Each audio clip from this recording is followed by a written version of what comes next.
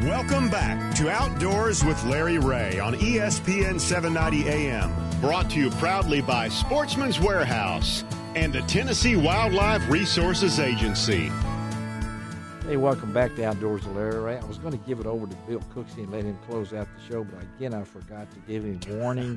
And but he could do it without. He could do it without warning. No, he needs preparation. Especially when it's on catching and not killing. Yeah, that's right. Yeah, and we'll get to you later. When the killing time comes. Yeah. Okay, but my mind is switched over now. Your mind is switched over. All right. Well, this guy on the line with us right now was. His mind was switched over, to catching a lot of fish. You something. This guy. Introduce him for us. That's coming up. Our next guest coming up. Yes. He is in the top 10 in the Angler of the Year points for the American Crappie Trail. He just finished qualifying and fishing in the Crappie Masters National Championship.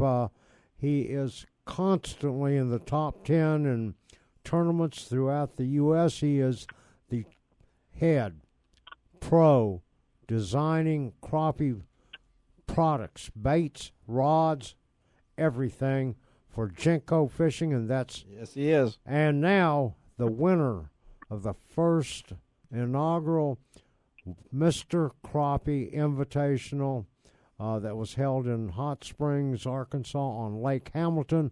Tony Sheppard, welcome, Tony. Good morning. Good morning. Nice to be here. Well, listen, Ron, you were there, so you need to explain this because Tony and his brother, we need to throw in there, Tony didn't win this by himself. No, this is a team tournament. It's a team tournament, so Mike was in there with him. Oh, absolutely. And after you ask him the technical questions, I want to ask him about who's a better fisherman in the family, but you go ahead and ask him the technical questions.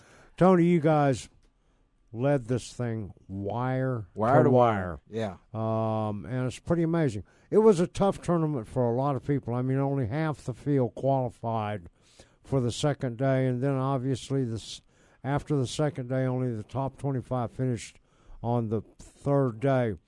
But, a lot of people everybody found lots of fish, but they weren't biting well. Tell our listeners how you guys, you and Mike, figured out how to catch those fish. Well, Ron, there was a lot of fish in that lake that we were seeing on our graphs, but getting them to bite was the trick. Yeah. We figured out, staying back off them fish 30, 40 foot, and you'd get one or two good casts. And it was almost like, in bass fishing, you make a cast on a ledge, or this is the way it works on Kentucky Lake. You have bass on the ledge, you make a cast, and you catch one, it'll pull them fish off that, toward the boat. Yeah. They'll follow the fish that you caught, and they'll come toward the boat. Well, that's what was happening with them brush piles. We figured out, if you didn't make your first and second and third cast just perfectly, cast past the brush and bring it across and stay a long ways off of it, that we were pulling them fish off. They would follow your bait, and 3 or 4 fish would come, and then when they went back to the brush pile, they wasn't in position to feed. When we first pulled up, they 5 or 6 fish in a wad, and if you could bring your bait through that wad, you was just about guaranteed to get bit. Right. But everything had to be perfect. You couldn't make a bad cast. Couldn't have no boat slapping. I mean, the water was clear and they were spooky. They wasn't actually blowing out and leaving the pile. Right.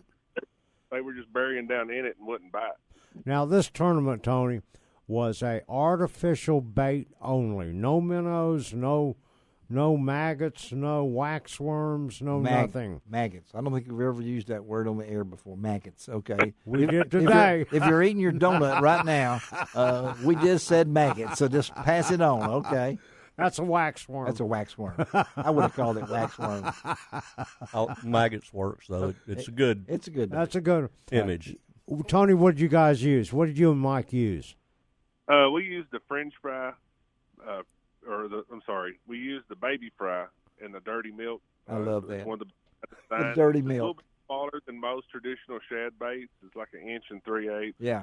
It's garlic and bait fish already enhanced in it. We didn't have to use no nibbles. We didn't have to use any kind of scent. We just used a plain bait with the 1/16 ounce black slasher jig head. And tell about that rod. Let me ask him about the reel. Because I read that you might have written it, I don't know, but this guy says he's always bought cheap reels And now all of a sudden, I wrote about that. And now he's got a $300 Daiwa ballistic reel. And makes a difference. Talk about that, because that kind of blew my mind, because you actually admitted you were cheap before that. But talk about. Yeah, I was always the guy to buy the 1999 or the there you go. Senator. I was like, they all did the same thing. But once I did, I was sponsored by Daiwa, and they put a ballistic in my hand. And once I really figured out that the reel has a lot to do with your sensitivity when casting for a really light bite, like we were fishing for at Hamilton. Okay. Anything that puts friction in that rod, if your reel's got just a little bit of drag to it, it's going to take some sensitivity away. But with that ballistic, it's like reeling butter. I mean, you really don't even feel nothing. Wow. And I could feel every limb I could feel. I wouldn't set the hook on limbs, and I was pulling my jig across the limbs, sometimes getting a bite. I felt like it played a pretty big role. And you were using it on your trick stick. Yeah. Yes. I love it. That's brand new, too, isn't it, Tony? Yeah, that's new, isn't it? I mean, yes.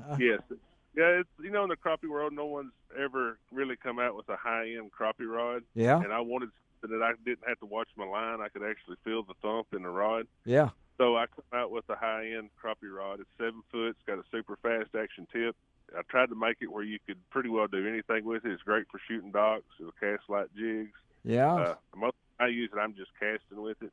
But it'll do about anything you want to do in one rod. Yeah, and Larry, that'd be a good trout rod. Well, I'm just I'm thinking about that, but I may have to float a loan from Tony, because he's saying a high-end rod and a high-end reel. But you know somebody I'm a low-end person. But you know somebody now. Yeah, I do. You know somebody now. Yeah, I got inroads now. You telling me that with Tony here? Okay. Tony, a lot of the anglers really struggled and didn't figure out that you had to downsize everything in order to even get a bite there. What triggered you guys, you and Mike, to figure out, 1.5 inches, 1 3/4, 2 inch, 3 inch baits aren't going to work? Right. Well, we live on Kentucky, like Ron, and we're used to that. We're used to clear water, and the way we kind of figured out the staying off the fish thing, I mean, it come from home. We was, Asian carp. We've got Asian carp in Kentucky Lake. Right. Yes. And we kind of figured out that, spooking those Asian carp was kind of like a deer blowing in the woods or a squirrel barking. It alerts everything. Mm-hmm. So if we could stay back and cast to those brush piles and not spook the Asian carp and just let them be on top of the, right underneath the surface but above the bed, we could catch every fish on the pile, but you could pull up there and spook them, and you might catch one fish or you might not catch none. Well, so, there with that clear water, and I seen how much boat pressure it was going to be, on like second day of practice. Mm-hmm. The bite was really tough, and I just started trying it, and it worked out for us. Again, we're talking to Tony Sheppard, team with his brother Mike out of Murray, Kentucky, to win the Mr. Crappie Invitational, along with a $40,000 first place prize. And here's the question, Tony. I know you and Mike prize ever. You and Mike competitive. So who's the best crappie fisherman? It's all within the day, really. Okay. We work really good as a team. I mean, we're brothers. We fish together all of our life. We think alike. Yeah. Most of the time, sometimes we'll say the same thing at the same time, like you ready to move. Really? It'll just come out at the same time, and I'm ready. So is he older brother? Or are you younger brother? What is it? Yeah. He's 13 years older than I am. Wow. Okay. Well, then that's Big Brother, so you have to listen to him. I mean, Yeah. For all the folks here in the Memphis Mid-South area, you can see Tony at a lot of different shows. Tony and Mike, they're always together. They're going to be like at the upcoming Grizzly Jig Show in January. They'll be there. Yeah. And I encourage people to go up and talk to Tony and Mike, because they're going to show you stuff that they use, why they use it, why does it work, and how to use it. That's the most important thing. Bill, you and I, we go fishing, and sometimes we'll pick up something new. Yeah. And if we don't know how to use it, we're not going to be very effective with it. But you can go up to Tony and Mike, and they'll be glad to show you everything. And Tony, a little bit about Jinko fishing too. You do a lot of work with them. Yes, sir. I design all the baits and all the crappie product. I have my hands in it, designing it, getting my ideas, and I also use other pro staffers' ideas. They come to me with ideas, and I I think about them, stew on them, try them out. You know, a lot of stuff never goes through, but it's just part of it. Tony, one last thing I want to leave with you. Larry Ray, our host weekly here, one of his dream things he ever wants to do. Here it comes. Here it comes. He wants to name a color of a bait. Yes, I do. Yeah. He's told everybody that makes baits he wants to name a color. So and I'm no going to one's hold bit. you to it. No one is bit. Yeah, no one's bit yet. No. Yeah, well, you'll have to pitch the idea to me. Okay, I'm going to. I'll get back with you, but I got some real big ideas when it comes to the T-slasher. I like that. And the Fry Babies. I like names, too. You know, Dirty Milk? Yeah, the Dirty Milk was good, too. Hey, Tony, thank you, buddy, for being with us. Congratulations again to you and Mike, and we'll stay in touch, okay? All right, sir. Thanks for having me. Thank you. All right, Tony Sheppard. Let me tell you about next week's show as we head into the later part. Going to talk all about the Southeastern Outdoor Press Association. You're going to say, what? They're coming to Oxford. That's in October 23rd through 25th. About 200 to 300 outdoor riders from 13 states are coming. Awesome group. Yeah, great group. Ron will be there. I'll be there. Bill will be there. We're going to talk to Lisa Snuggs. She is CEOPA Executive Director. And a heck of a country singer. Yes, she is. Yes, she is. We'll be picking and grinning. Jack Wells. Jack Wells of B&M Polls will be there. Right, yeah. Alan Clemens, our good friend, the digital editor for Birmingham-based Grandview Outdoors, and CEOPA First Vice President.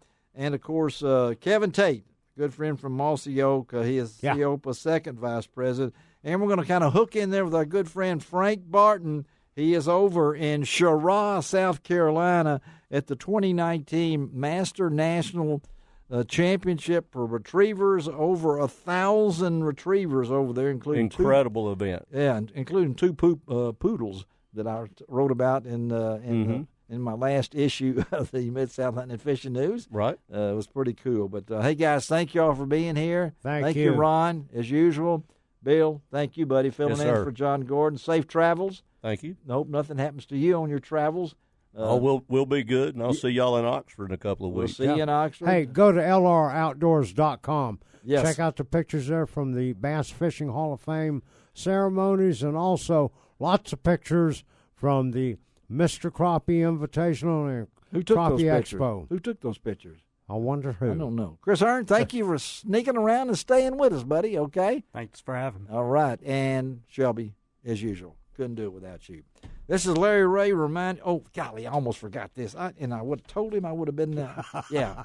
Don't forget, the Memphis Friends of NRA annual event and dinner, October the 19th at the Shrine, Alchemia Shrine Temple. That's October the 19th. You'll be checking on that. And this is Larry Ray, reminding you I do each and every week. It doesn't cost an extra cent to be a good sport. And God bless the USA.